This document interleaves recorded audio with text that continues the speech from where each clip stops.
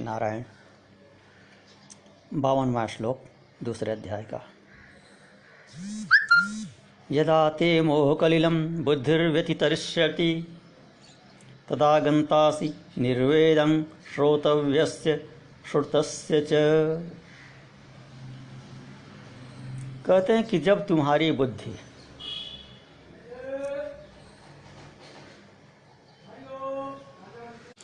मोह रूपी कालुष्य से अर्थात मोह रूपी दलदल से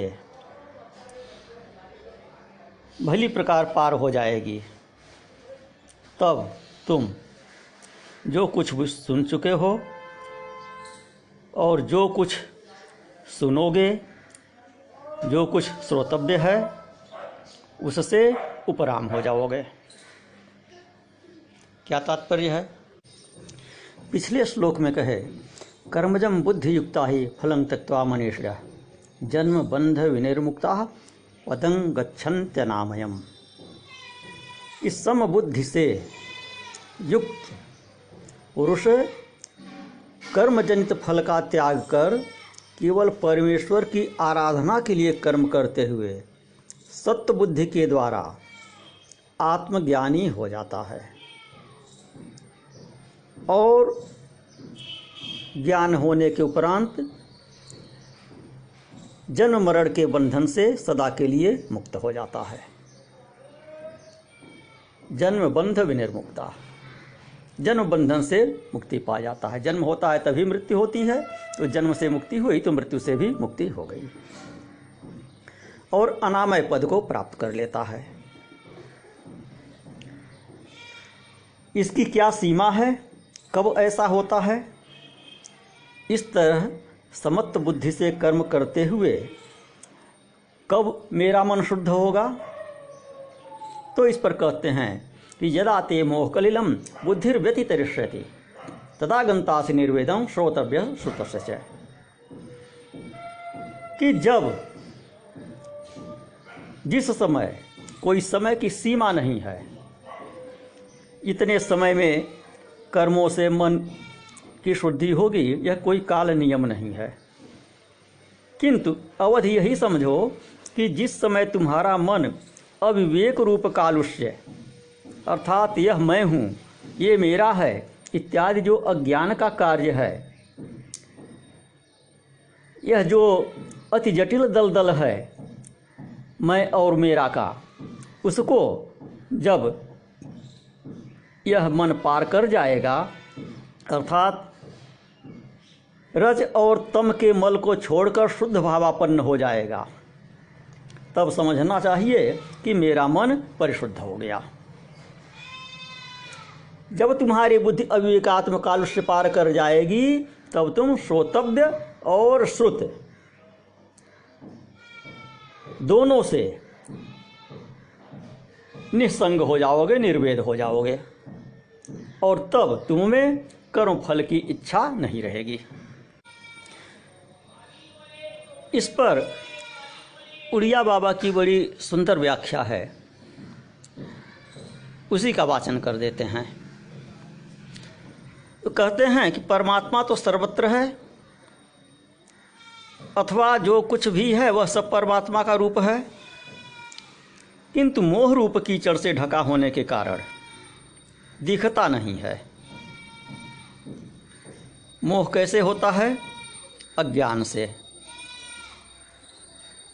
और यह अज्ञान जो है, यह मोह जो है, आत्मा अनात्मा के विवेक को ढक देता है। अतः सब ओर से वैराग्य हो जाए तब समझिए कि मोह की निवृत्ति हुई। तब समझना चाहिए कि मोह कलिलम बुद्धिर्व्यतितरिष्यति, कि मेरी बुद्धि, मेरा मन मोह रूपी कालुष्य को, मोह रूपी दलदल को पार कर गया। कब? जब सब ओर से वैराग्य हो जाए।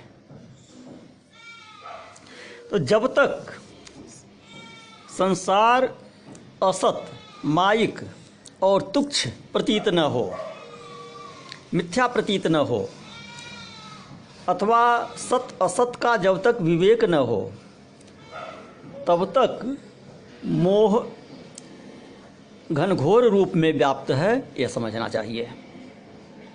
यह मोह ही कीचड़ है। सब चीज़ों से वैराग्य हो जाता है, किंतु भोगों का आकर्षण बना रहता है।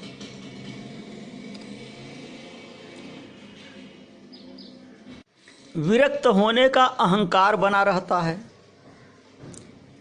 त्याग का अहंकार बना रहता है, मैं त्यागी हूँ, मैं विरक्त हूँ। तो यह तो और अधिक खतरनाक है। सामान्यतः शास्त्रों का यह वचन है कि प्रारब्ध सबको भोगना पड़ता है, ज्ञानी को भी भोगना पड़ता है। यह धारणा है, शास्त्रीय धारणा ही है कि वैराग्य होने पर भी जब बिना यत्न किए कोई पदार्थ प्राप्त हो जाता है तो उसे प्रारब्ध भोग कहकर भोग लेते हैं। उड़िया बाबा कहते हैं कि यह भी ठीक नहीं है, क्योंकि भोग्य पदार्थ का सामने आ जाना तो प्रारब्ध है, किंतु उसे भोगना हमारा प्रारब्ध नहीं है। उसे न भोगना हमारे हाथ में है। तो इतना जानने पर भी हम भोगते हैं, तो यह अविचार है, यह आसक्ति है। कहते हैं बोधवान को तो प्रारब्ध से भी वैराग्य हो जाता है, वह तो उसे भी नहीं भोगता। इसीलिए कहा तदागंतासि निर्वेदं श्रोतव्य श्रुतस्य च। तो श्रुत और श्रोतव्य क्या है, उसमें प्रारब्ध भी आ जाता है। और श्रुत और श्रोतव्य इन दोनों से भी पार होना है। तो इन दोनों से जब पार हुए तो प्रारब्ध से भी पार हो गए। शास्त्र से जब पार हुए, शास्त्र से ऊपर उठ गए, वेद से जब ऊपर उठ गए, तो फिर प्रारब्ध इत्यादि तो शास्त्र के अंतर्गत हैं, वेद के अंतर्गत हैं। इनसे ऊपर उठ गए तो प्रारब्ध से भी पार हो गए। निष्कर्ष यह है। तो जब ऐसा अनुभव हो जाए तभी अपने को पूर्ण वैराग्यवान समझना चाहिए। तो उस समय सीमा का यहाँ पे यही जवाब दे रहे हैं, उत्तर दे रहे हैं। यदा ते मोह कैलम,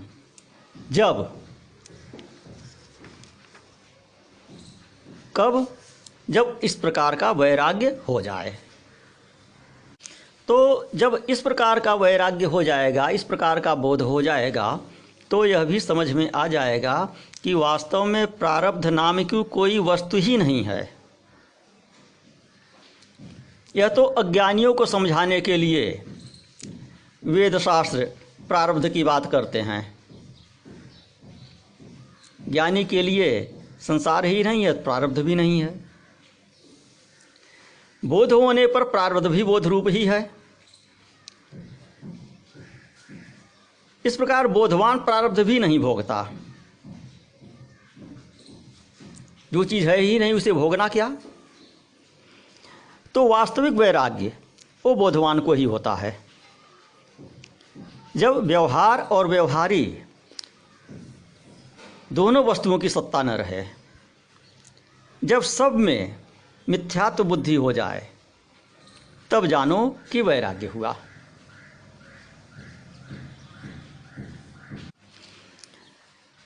प्रश्न किया किसी भक्त ने कि आपने कहा कि पूर्ण वैराग्य तो बोधवान को ही होता है, तो क्या जिसमें उदासीनता, मस्ती और वैराग्य देखने में आवे उसको बोधवान समझना चाहिए?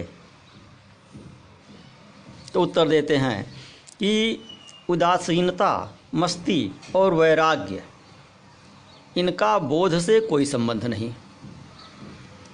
ये चित्त के धर्म हैं। बोध से तो राग और वैराग्य दोनों ठंडे पड़ जाते हैं। बोधवान को न राग होता है न वैराग्य होता है। तत्व ज्ञान होने पर किसी भी वस्तु या अवस्था की पृथक सत्ता रहती ही नहीं है। तो ऐसी अवस्था में वह राग किससे करेगा और वैराग्य किससे करेगा? राग वृत्ति भक्त में रहती है, द्वेष वृत्ति संसारी या पामर में रहती है, और वैराग्य वृत्ति जिज्ञासु में रहती है।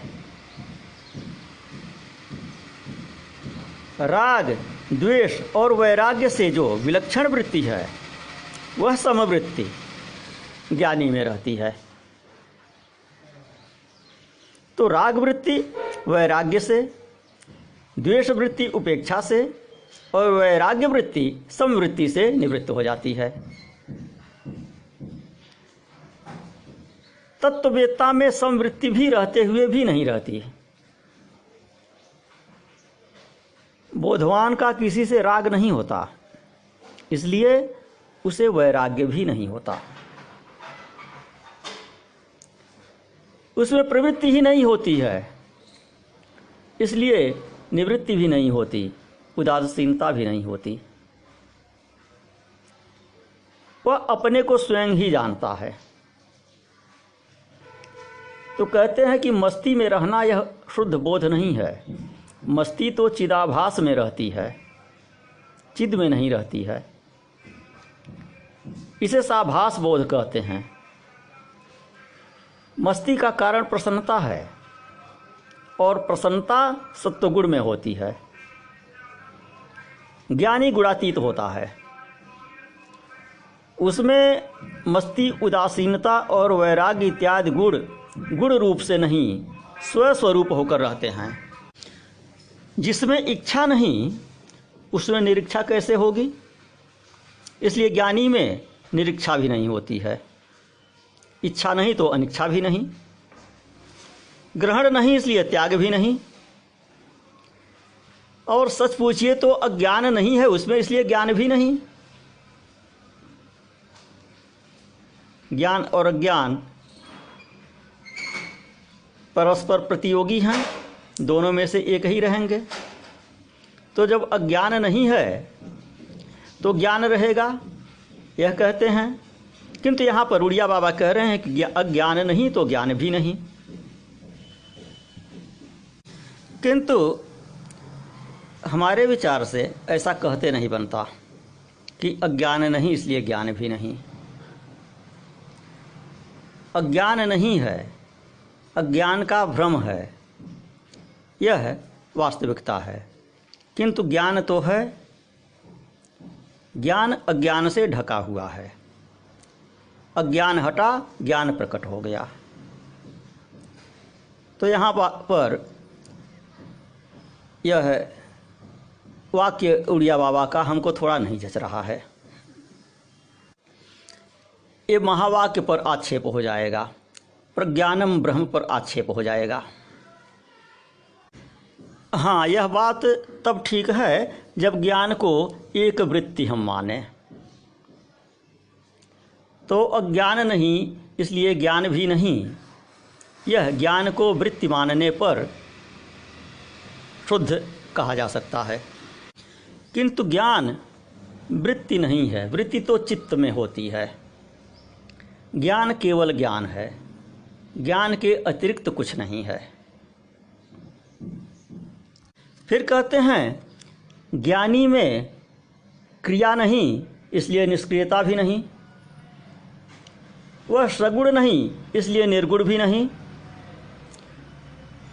उसमें दुख नहीं इसलिए सुख भी नहीं,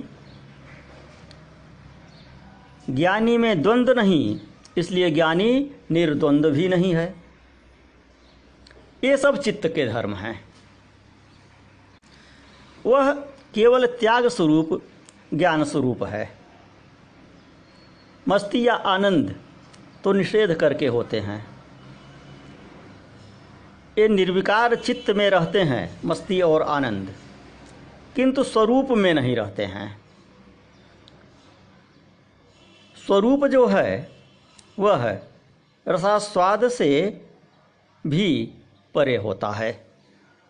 जिसको ज्ञान में आनंद आता है वह ज्ञानी नहीं है, वह जिज्ञासु है। जिसको ज्ञान में आनंद आता है उसने जीवत्व को पूर्णतया मिटाया नहीं है। ब्रह्म भाव को उसने प्राप्त नहीं किया है, इसीलिए उसको ब्रह्म भाव की कल्पना करके आनंद आता है।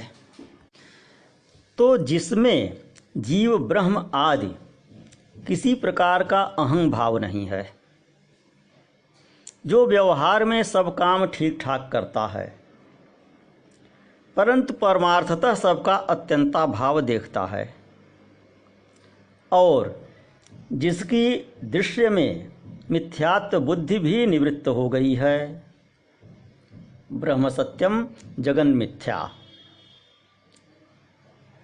यह ज्ञान से थोड़ा सा पहले की स्थिति है, जिज्ञासु की स्थिति है। मिथ्यात्व बुद्धि का भी निषेध हो जाता है ज्ञान होने पर। मिथ्यात्व केवल जिज्ञासु को समझाने के लिए कहा जाता है,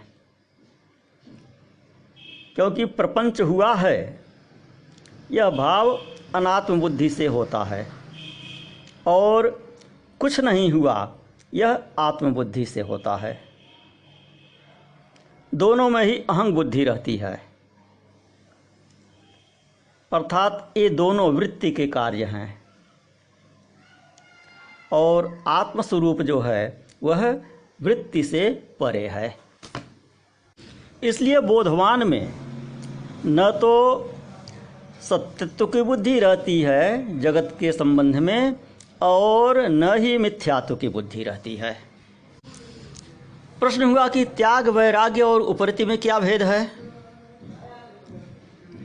तो विषय को सामने न आने देना त्याग है, विषय सामने रहते हुए भी उसमें संग न होना वैराग्य है, राग न होना विषयों में वैराग्य है, और वस्तु सामने रहते हुए भी उसमें न तो भोग बुद्धि हो और न ही द्वेष हो, यह उपरति है। न इच्छा हो न अनिच्छा हो, यह उपरति है। फिर पूछते हैं वैराग्य कितने प्रकार का होता है? तो उत्तर देते हैं कि आजकल ओस वैराग्य होता है।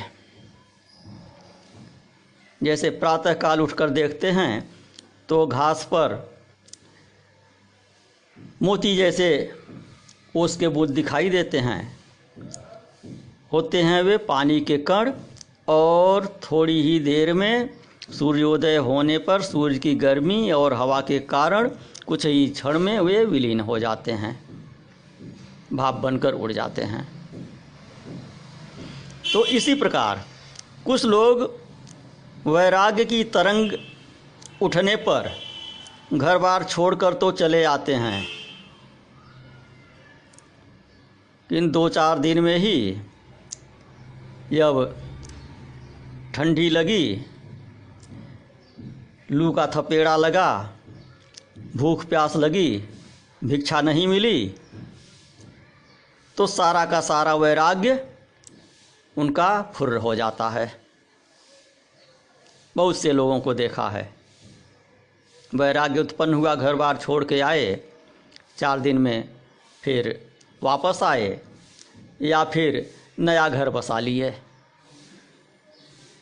स्थूल रूप से कहें तो वैराग्य 3 प्रकार का है, सात्विक, राजस और तामस। तो जो वैराग्य संसार से ग्लानि और भगवान से प्रेम होने पर होता है, संसार से वितृष्णा होने पर, कष्ट इत्यादि देखकर जो वैराग्य होता है वह सात्विक वैराग्य है। जो वैराग्य प्रसिद्धि पाने के लिए, प्रतिष्ठा पाने के लिए होता है वह राजस है। पांव पुजाने के लिए लोग सन्यासी बनते हैं, गद्दी पाने के लिए सन्यासी बनते हैं, इसको राजस वैराग्य कहा। हमारी दृष्टि में तो ये तामसी वैराग्य है। और तीसरा कहते हैं कि जो सबको नीची दृष्टि से देखता है तथा अपने को बड़ा समझता है, वह तामस वैराग्य है। योग दर्शन में पर और अपर भेद से दो प्रकार का वैराग्य बताया गया है, और इसमें भी अपर वैराग्य 4 प्रकार का बताया गया है। यतमान, व्यतिरेक, एकेंद्रीय और वशीकार। तो जिसमें विषयों को छोड़ने का प्रयत्न तो रहता है किंतु छोड़ नहीं पाता, वह यतमान वैराग्य होता है। और जिसका शब्द इत्यादि विषयों में से कुछ का राग तो हट जाए लेकिन कुछ का न हटे, तो उसे व्यतिरेक वैराग्य समझना चाहिए।